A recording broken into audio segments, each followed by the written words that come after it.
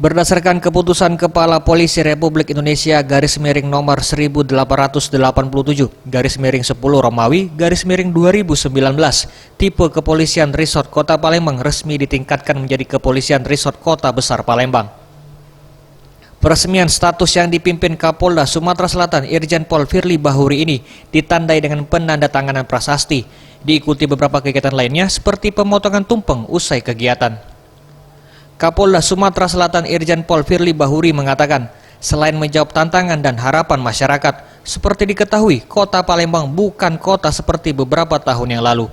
Kini Kota Palembang menjadi tempat pusat pemerintahan, pusat ekonomi, pusat perdagangan, serta event-event berkelas internasional pernah diadakan di Kota Palembang.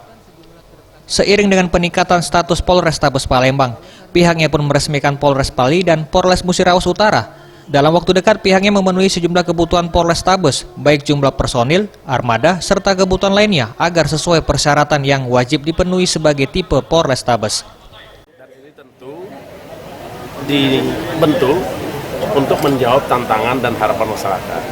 Karena kita tahu bahwa Kota Palembang ini bukan lagi kota seperti beberapa tahun yang lalu, tetapi sudah menjadi pusat pemerintahan, pusat ekonomi, pusat perdagangan, beberapa aktivitas internasional itu berlangsung di sini.